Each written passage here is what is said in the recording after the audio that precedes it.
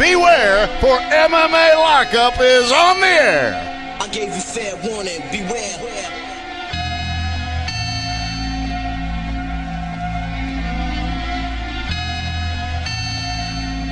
Welcome to this week's MMA Lockup. I'm Bernard Oliver, your host. Make sure you guys go follow us on Twitter at MMA Lockup. Make sure you go like us on Facebook at MMALockup.com. I'm joined by Don Mcguire, UFC photographer. Don, how are you this week? Well, I'm doing fine, sir. It's been a humbling week in my career, and we got some great cards coming at us, and I'm looking forward to speaking about them and dwelling into the abyss with these two magnificent cards. Like we discussed earlier, this Wednesday is going to be one of the first Wednesday fights that we've had in a long time, and it'll be great to have that and see that again. The fights coming to it, at us on Wednesdays, and so I appreciate being on the show, sir. Man, we appreciate you being here. It's a huge deal because usually these Wednesday cards weren't as high profile kind of as this card is. I mean, a lot of people are kind of overlooking this card, and this card's really stacked from back to front, from the Facebook online prelims to the main event with Condon and Campman. And first we're going to talk about one of those Facebook fights in Zach Cummings versus Benny Alloway. Zach Cummings being a personal friend of yours, Don. You're the one who told us about Zach in the first place back when he was on Tough, and we built quite a relationship with you and Zach. So, how excited are you to see him get on this UFC card after Tough? Well, excited isn't the word for it. Elated, jubilation wouldn't even be the word for it. What most people don't know in my career is I had retired for about 3 years, and Zach Cummings came to me and asked me to shoot a fight for him, and with the permission of the promoter, I had a life-altering surgery, changing surgery, I guess you could say, and checked myself out of the hospital, and I shot that Cummings versus Stafford fight. And me and Zach had been friends for quite a few years. I guess you can call us family, and I shot that fight, and basically my career has taken off ever since. So I pretty much have dedicated my self-entrance back into the pinnacle of my career to Zach Cummings, Pam Cummings, and Randy Cummings. And to see Zach come out and do the things that he has done and have the abilities that he's done, cutting down to 170, really shocked me. But him being on this card, I could put it with one of the best days or moments in my life because Zach is one of the most humble, most destructive men I've ever met. Yeah, and Zach really has shown that he's ready and willing, man. I know he was really beating himself up over his performance on Tough, man, and it looks like he has got a point to prove against Benny Alloway. I kind of feel bad for Benny, man, just knowing Zach kind of on the personal level, not as well as you, of course, but just knowing Zach, I kind of feel bad for Benny, man. I love all fighters, but I feel bad for Benny too. This is a fight that is just gonna emulate, what I already know in Mr. Cummings. This man is a formidable beast. He's been spending time training with Cael Sonnen, which, when Cael won this last fight, you can ultimately see some of Zach in Mr. Sonnen. So I am quite anxious and awaiting to see what qualities of Cael Sonnen I see come out in the bulldog of Zach Cummings that I know already. This guy's a beast and has been, tearing up the circuit with Casey MMA and, Michael Johnson and Marquez Jackson, I'm sorry. And everybody, it's his time. And like I said, man, I feel sorry for his opponent because this is going to be a judgment day, and Zach's going to be coming out and making a statement that is going to have people's jaws on the ground. Yeah, and it's one of the crazy things is back when we talked to Chael before his rematch with Silva, he basically said that he had learned, or excuse me, that was before John Jones, my bad. when we talked to him before he fought John Jones, he said he had basically learned more from his camp than he was teaching. And that was a moment that I kind of realized kind of how humble Chael is, just because, there's Chael that's on TV and there's Chael that is the human being, Chael Sonnen, the guy that was birthed from his mother's womb. He is a very humble and a very laid-back individual, and he said he was just loving taking in all the things from his guest coaches and his contestants that he had. He was learning from them as he was getting ready for his fight with John Jones. So it's interesting that you say that Zach kind of shone through in Chael Sonnen, because he came out against Shogun and he destroyed Shogun. Oh yeah, and that's just a coming style, bro. I have shot Zach many times. It's been a pleasure of mine. I mean, I'm just humbled to even be in the guy's presence, even though we talk all the time. We're brothers. We're family members. This guy, you could put all that aside. This guy, from day one, I knew he was a champion.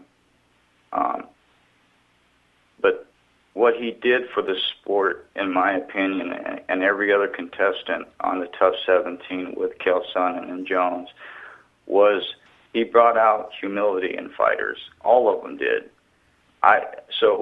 In saying, I would like to say that was probably the most humblest Tough 17 group in the Ultimate Fighter history. I think they all learned something from that, and I think it's all resonating into the sport. I think it's the year of the humble fighter, and I'm glad to see that sportsmanship like that is being portrayed and coming back to the sport.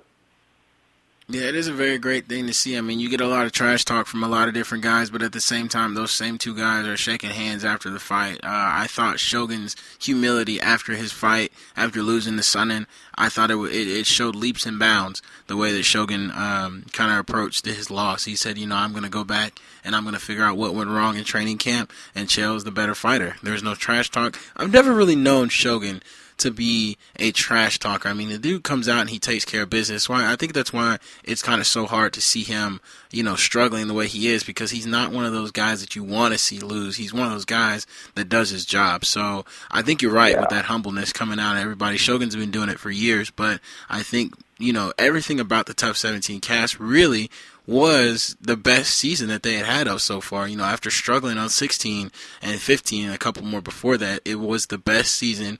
It was the most exciting. It had the best fighters. It had the best crop of guys. They were all friends. They're all still friends. They're all fighting in the UFC now as friends. You know what I mean? So I think you're right with that. I think it's a time for MMA to show the world that it's not a bunch of barbarians in the cage. It's a bunch of guys who are out there making a paycheck, making a living, doing what they love. Exactly, and I assure anybody that follows me, that's my fan, that listens to me, is I don't lie, and it's a good point that you brought up that every one of them are still friends, because they are, but these guys were this way before Tough 17. It's just been the way they were raised. They are self-taught, and I love it because that I work with Global Proving Ground also, and one thing that they're really deep into is bringing back the traditional respect of fighting, no matter which art it is. Now, one thing, Shelby Graham was a guest that I turned you on to, and he's a hell of a fighter, and I know I'm getting a little bit off track, but I just want to make a real quick point. It's just that when a GPG fighter loses, he will get down on his hands and knees and kiss the other fighter's feet. Now, I don't expect every fighter to be that humble or have that much humility, but it's nice to see people that practice, live the discipline of the sport, bringing it back.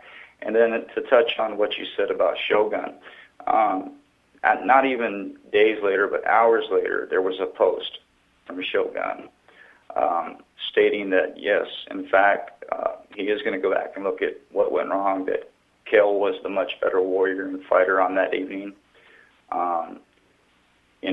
And he went on to talk about other things in his life. And it made me appreciate him more as a sportsman, to see that he came across as a class act. And I think if we had that, the world would look at the sport in a different angle, and I think it's going that way anyway. The numbers are up as far as a new audience. The women percentage is up as new viewers. It's just humbling, what is occurring across the United States with just a bunch of guys that were in a tough 17 house and showed that they're just the same as you and I. Yeah, and I think that's a great trait. A lot of those guys are fighting on this card. I know we don't have time to talk about all of them, but I would like to mention Bubba McDaniel's going to be fighting on this card. Brian Melencon, who we got an interview with in Las Vegas when he fought at UFC 162, is going to be fighting Kelvin Gastelum. You got, you got Cerrone fighting, you got Martin Kampman and Condit fighting also, but there's a lot of tough 17 guys on this card, and it's just kind of amazing to see all of them fighting so quickly. I think it's going to be a very good, very, very good thing for the UFC, and I think a lot of these guys are going to be around for a long time. Before we get out of here, though, you guys listen to MMA Lockup with Don Mcguire here, UFC Combat Sports photographer. I do want to get a couple of picks from you, Don.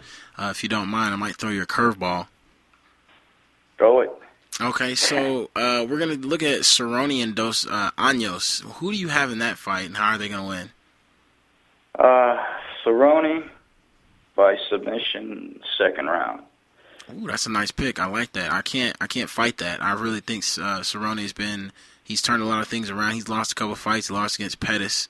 But I think he's really on a tear right now, and I think he's really can't be stopped. Rafael Dos Anjos coming in at number 10, Donald Cerrone number 6 in their class. I think Cerrone's going to be, I'm sure he's the favorite. He's ranked higher, a lot higher, so I'm thinking that Cerrone's going to come out and win this by submission also. Going to the main event, I think this fight is going to be one of the best that we've seen this year. Carlos Condit versus Martin Kampman. How do you see this fight going? I really... honestly, I've been torn over this. Either way, with my pick, Kampman. Okay. I believe it's going to be by knockout. I believe it'll be in the second round. Just because I believe in the long layoff in between fights from his opponent, and I just think that. The ability is there. I know you disagree with this pick. I could already hear it in your tone. What? I haven't even said anything. Well, we always have to disagree. Well, no, we don't. But I just see. I've been watching some tapes lately, and I don't know, man. Sometimes I get a feeling that even I don't understand, but. That I'm going to roll with what I'm going to roll with because I'm a man of my word and I stand by my pick. Kampman by 2. Okay, yeah, I won't say that I disagree with it. I mean, Kampman is definitely a guy that I think can beat Condit. I think this fight is going to be much more exciting than the Johnny Hendricks and Condit fight because, you know me, man, I think Johnny Hendricks is a one-trick pony because that's what he shows in his fights. And when his hand doesn't work, he's kind of just there, you know what I mean? And he couldn't knock Condit out, and that was a huge surprise to me that Condit's chin stood up the way that it did because of the fight he had with GSP. I mean, they both went down in that fight, and it was just an all-out war. And when he fought Hendricks, man, I thought Condit won. I still, to this day, don't see... I guess because Johnny Hendricks had like 18 takedowns in that fight, so those weigh a lot. But, I mean, he didn't do anything with him. You know what I mean? He took him down and kind of got right back up. And that's one of the things that's wrong with the sport today. The takedowns weigh too much. I agree with you there. I was at a fight, and in everybody's opinion, this certain corner won. But when it came to the decision, the other corner won. And it was due to takedowns, even though the takedowns didn't prove to be anything but people, fans, junkies, we all need to realize that it's a pointing system. And when you have anything that is points based, perception might not always be what you see on the card. Mm-hmm. And, that's been quite of an issue, and people thinking that some of the fights and some of the things are set and this and that. That's never been an issue. The issue has always been that people got to look at leg kicks, frontal leg kicks. They got to look at, takedowns, even if they don't appear to, cause any influx in the fight or anything. Those are all points that are counted. Whether the takedown is, an irrelevant or a dominating one, it's still pointed. So you might think the other fighter won, but when it comes to the scorecard, it tells a different story is what I'm trying to say. Yeah, that's actually a very objective, that's really a really objective way to look at it. I never really kind of thought about it like that. I've always just been angered by a person not really causing damage. But you're right. You're totally right. I mean, a 10-point must system, how many takedowns he had in that fight? 8 takedowns, way more than, I guess, and Johnny kind of controlled the cage too and in that fight. But I just didn't feel like he did more work than Carlos Condit outside of those takedowns. But, the takedowns won the fight. So with that being said, it's really hard to pick against Martin Kampmann, man. I really hate to pick against Cam. I picked him against when he got knocked out in his last fight that he lost. And if he got to rematch, I think he would win that fight. I would pick him again. So it's really difficult for me to pick against Kampmann.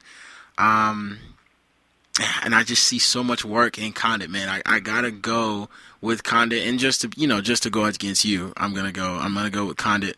And I think they're going to grind it out. I don't think that Condit has knockout power to knock out Martin Kampmann, but it's there. I just don't think that he shows it very often. So it's not going to be a walk in the park. Yeah, by any means. This is going to be a battle. This is going to be I'll say from the prelims all the way to the main. This is going to be a card that you're not going to want to miss. I mean, not at all.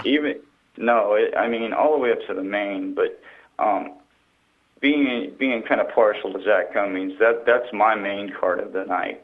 But, Carlos Condit, hey, I love you, brother, but, it's just a decision on a fight, sir. Nothing between friendship. I hope you understand.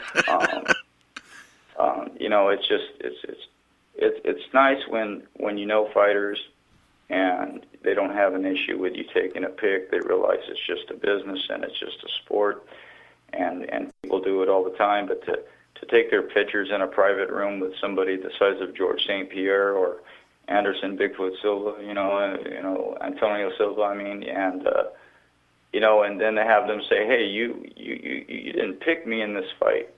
It's kind of an unsettling feeling. Yes, I bet. Yeah, well, Don, it's been real, man. I know I've kept you way too long tonight, but I know you enjoy talking to us as much as we enjoy talking to you. We'll see how the picks go. I'm sure we'll post the rest of our picks. We should pick the whole card this week, just because we got 2 cards this week. We should go ahead and try and post our picks online, at least so there'll be a kind of a place where we can sit there and talk trash to each other. I know we don't always get to do our picks, so I think we should do that. Are you down for that? Yeah, I'm down for that. Oh, cool, man. Yeah, I appreciate that, Don. Like I said, it's been real. Can you hang on the line for a second? Oh, not one problem, man. Can I give a quick shout-out? Yeah, go ahead, of course, man. We love shout-outs on MMALockup. All right, well, I just want to give a shout-out to Zach Cummings, brother. I'm proud of you. You've come a long way. Let your glory show, brother. Be all you can be. I love you. Wise words from Don Mcguire there, UFC combat sports photographer, guru, if you will, who joins us here every week on the show. Make sure you guys go follow us on Twitter. Make sure you like us on Facebook. Make sure you go find us on Google+. We're everywhere, all the time. Whenever you need us, go hit us up. Go follow us. Don, it's been real. And when we come back, we're going to be talking to Dr. Gary Furness, the UFC ringside doctor in California. You're listening to MMALockup. Hey, if you're out of the loop, we've got the scoop on mixed martial arts. MMALockup, your guide to combat sports.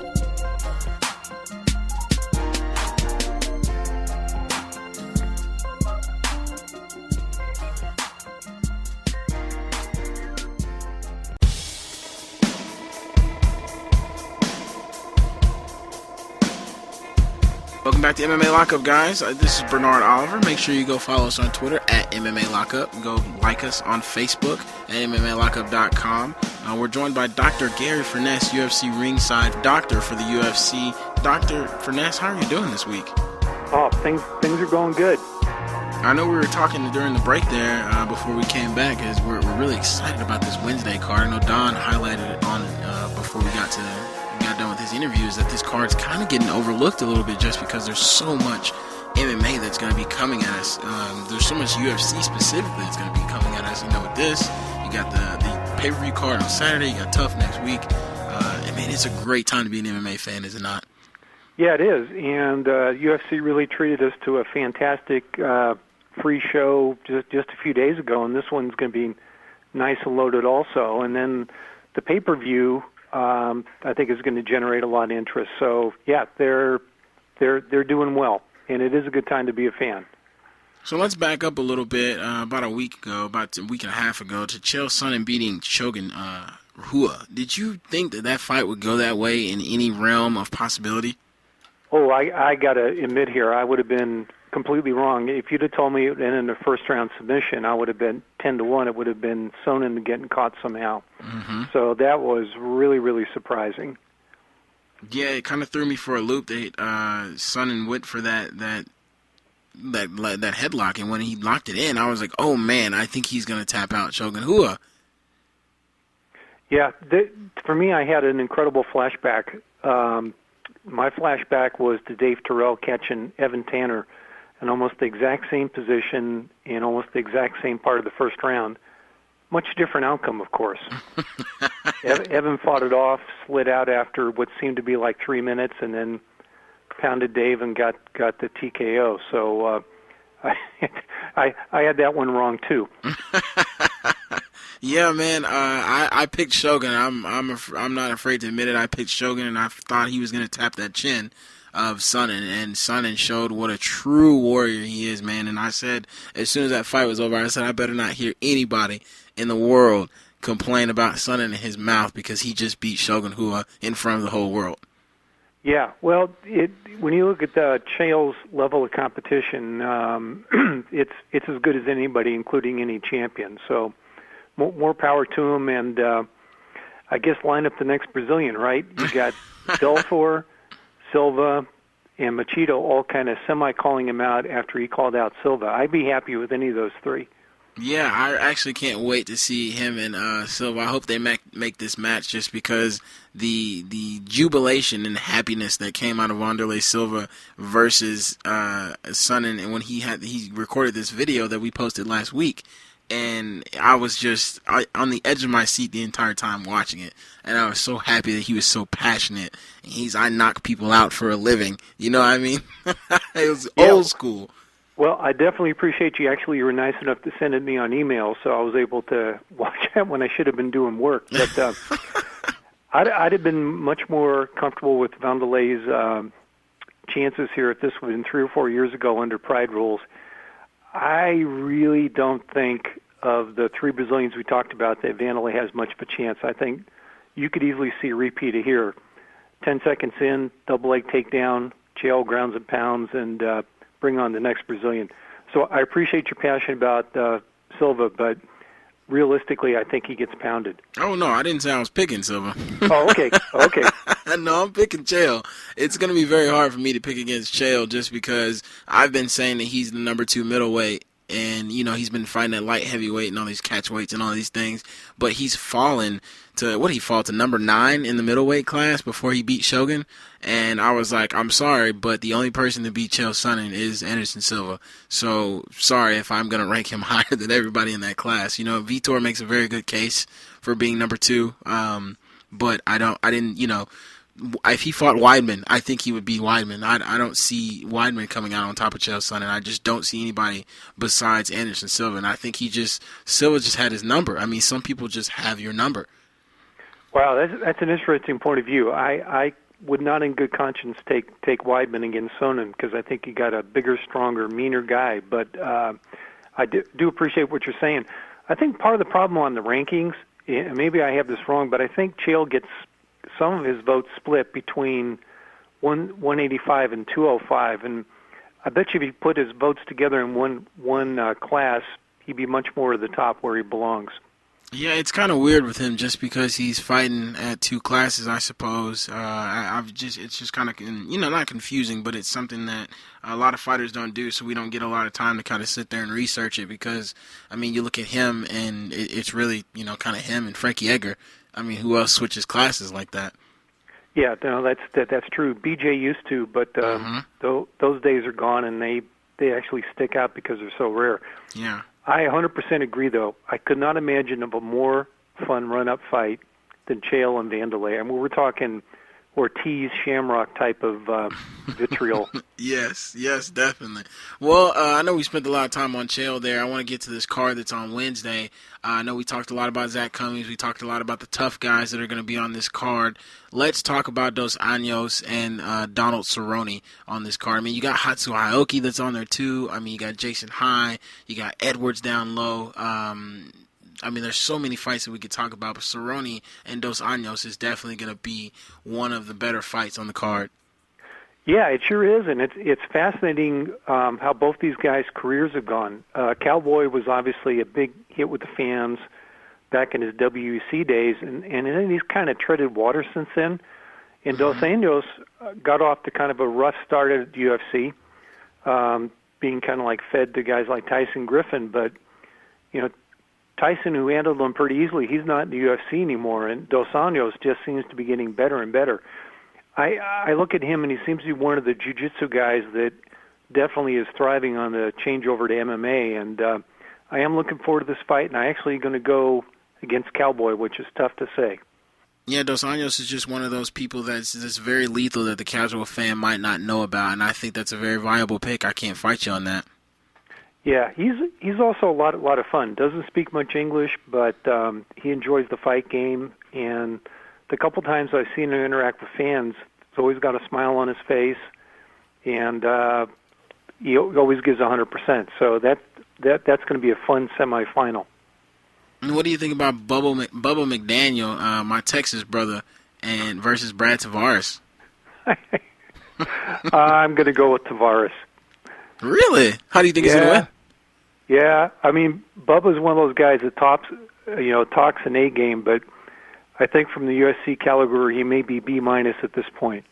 Yeah, a lot of those guys on Tough haven't had a lot of experience in the UFC yet, and they did great on the show. But Uriah Hall is a prime example of those guys, not having that experience yet. Dana White even going so far as to call Uriah Hall not a fighter. Yeah, well, I wouldn't criticize him that bad, but we'll see. So Bubba, I think, is a raw product, remains to be seen. Given his experience, frankly, I expected him to do better on Ultimate Fighter than he did. So I have to be convinced there. And that's like I said, I can't really go against you. I really want to go with Bubba. I'm going to reserve that. Don and I were talking about how we were going to post our picks online on the MMALockup website. So if you're down for that, we'd like to do yours too if you'd like. Oh yeah, no, I'm happy to come out looking like an idiot. I'll take my chances, but at least I can consider myself a semi-informed idiot. Yeah. Yeah, I think we're all kind of in that same boat. You can pry and study and do all these things and pick these MMA fights, and I've only seen one person in my life, and that's my buddy Will, who has consistently picked every card right. I think he's only missed like one card where he missed everybody, but every other card that he had, he picked everybody right. And I'm just like, how do you pick these crazy upsets that nobody sees coming? I don't know what he does. Maybe he's psychic. Yeah, MMA should be a humbling sport for anybody trying to bet sports. Definitely. So moving on into the main event, what do you think's going to happen in this main event? Kind of what is your expertise kind of tell you this fight is going to go? Man, I am really, really looking forward to this, and it's kind of a fun fight when you look at Condit's. What poor guy hasn't won in the last two fights, right? But he's taken on Hendricks and GSP. Kampmann is 3-3 in his last 6 fights. Also high-level competition, and actually holds a victory over Condit. So it's a fun thing to look at. Both of these guys are going to be coming out with something to prove. Whoever loses here is going to fall pretty far down the ladder, I would think. I actually look at Campman and I see somebody who's exceedingly well-rounded, really good defensive guy from wrestling. The one thing that he tends to get caught is, as best I can remember, he gets caught sometimes against the fence, doesn't move his head much, and his chin is a tad bit suspect. So I think popular money would go on Condit because of that. But again, I'm going to be a little contrary here. I think Kampman's got a lot of experience. He's got the victory, even though it was 4 years ago, and I think he knows what to work on, and he's probably been coached out the wazoo. Circle, circle, don't get caught against the fence, and I could actually see him grinding Condit rather than the other way around. Yeah, and I picked Condit when I was talking with Don earlier, and I'm really apprehensive about it. I didn't want to pick. This is one of those fights I don't want to pick because it can go either way, and I really feel like Campman is going to beat Condit, but Condit really won me over. I didn't really like him before he fought Johnny Hendricks, but he really won me over, probably because he exposed Johnny Hendricks to me as kind of being a one-trick pony. I know Johnny Hendricks can wrestle and do all that kind of crazy stuff, but he didn't do it against Condit, and I think that kind of shows, Condit's ability to take the fight away from someone, getting taken down as many times as he did, and I believe that's the reason he lost. But at the same time, Condit's his stand-up game is pretty good. I don't think he's going to knock out Campman, but I do think that he's good enough to kind of keep him at arm's length and get the decision. Well, he certainly is somebody you expect to put the pressure on, and that seems to be Condit's best game plan. I mean, he got the natural-born killer moniker for more than just how he looks. It's how he acted. And, if he brings that against Campman, that could be a long night for him, and could easily get the decision the other way. But I like Martin's resourcefulness. I've seen him in trouble. I've seen him get his way out of trouble and pick up wins that people thought pretty much he had no chance. So it's going to be fun, and it's free. Pretty good deal. Yeah, definitely. Dr. Furness, I know you got to go. You're probably enjoying the weather over there in California, aren't you? Yes, indeed. Really quickly, what do you think is going to happen this weekend with Benson and Pettis in the rematch? It's a very hot topic right now. Yeah, I'm definitely going to be going for Bendo in this. It's interesting. In some ways, you look at him and you look at the criticism St. Pierre gets. Henderson's, everything he's won in the UFC has been decision, right? Same way he hasn't finished anybody since his WC days. But having said that, look at who he's fought. I mean, he's taken on Edgar twice, Melendez. I mean, the guy hasn't had any slouches at all. Pettis has fought some good guys, but not like Henderson. And obviously Henderson could go 5 rounds. He seems to have a real good way to not get in trouble. So he's my pick. How about yourself? Man, I got to go with Pettis, man. I've been calling for Pettis to get this rematch since WEC dissolved into the UFC, and I've actually been kind of angry that it took so long, and then he lost to Clay Guida. So, that was his fault that he lost to Clay Guida, but he really should have got a title shot to unify the belts before then. So, I don't know, man. It's really hard to pick this one. I'm going to pick Pettis just because I think that Pettis is very well improved, and I think he knows what's on the line. I think he kind of sat back and was like, well, I'm not going to earn a title. I'm not going to get a title shot handed to me, no matter how much I think I may deserve it. I'm going to have to work for it.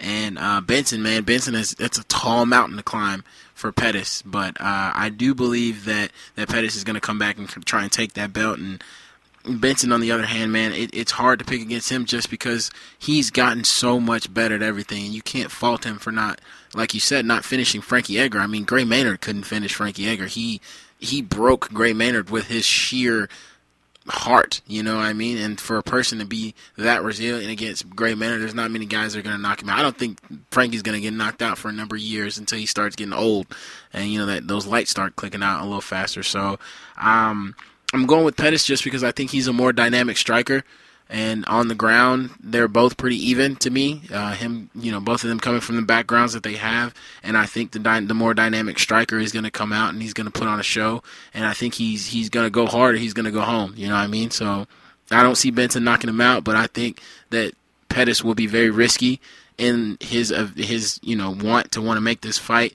the biggest fight that it can be this year. So I think it's going to be very high risk, but I also think Pettis is a very smart fighter. So more dynamic striker, more kind of guy who's more comfortable on his feet throwing those dynamic strikes. I got to give it to Pettis.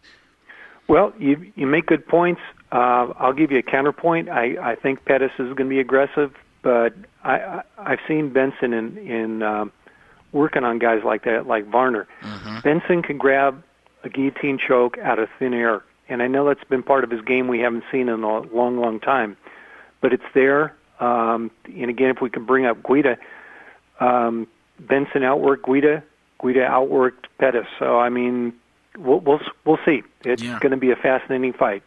And it's always one of those things we kind of bring up when we talk about Frankie Edgar is Benson has been fighting champions for his last, 1, 2, 3, 4 fights. He's been fighting champions. I mean, you can maybe not Nate Diaz as much as Gilbert and Frankie, but definitely 3 out of his last 4 fights have been against a champion.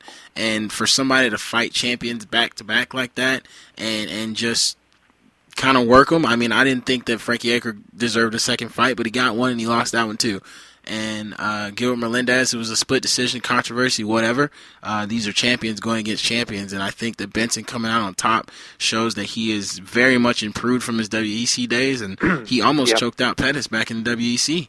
So, I mean, it's a very valid point, and it's one of those fights that I hate to pick, but I picked Pettis way back months ago, and I'm not going to go against my pick. So that's where I sit on that one. All right. Well, in a few days, we'll find out which of us had a better feel for that. One final plug for Hendo. He beat Melendez in Melendez's backyard. Yeah, he did. That's a very valid point. He did do that in California in his backyard, yeah. And that's not easy to do. Him being a champion and probably got a couple of choice boos when he came out, So yeah, he did. That's a very big feat, and it looks like he's going to be fighting Pettis in Pettis' backyard. So we'll see if the hometown kind of gets behind Pettis enough to make him win the fight. Yeah, it's could be a fun week here. Yeah, definitely. Well, Dr. Furness, it's been a pleasure talking to you. I know we kind of ran on a little long there, but we like having you on, and I love sitting here bantering back and forth with you. Well, likewise, and plus you put the heat on ahead of time. You told me you were long interview with Don, and I had my work cut out for me. So yeah, definitely. You raised my competitive ire. Well, there we go, Dr. Furness. Like I said, it's been real. You mind hanging on the line for a second? Not at all. All right. Well, that was Dr. Gary Furness, the ringside doctor for the UFC in California. If you could, guys, go like us on Facebook. Go follow us on Twitter at MMALockup. Go follow me at Bernard_Oliver. We're still trying to get Chris a Twitter. He is very resilient and resistant to it, so we're still trying to get him one. So you guys kind of poke fun at him on Facebook and get him to get a Twitter. You guys have been listening to MMA Lockup. When we get back, we'll be speaking to more people in the MMA world that you want to hear from. Remember, this is MMA Lockup, where we bring the fight to you. She's up all night to the sun. I'm up all night to get some. She's up all night for good fun. I'm up all night to get lucky. Banned in New York, but available in the free world. Asking the tough questions of the tough guys. MMA Lockup.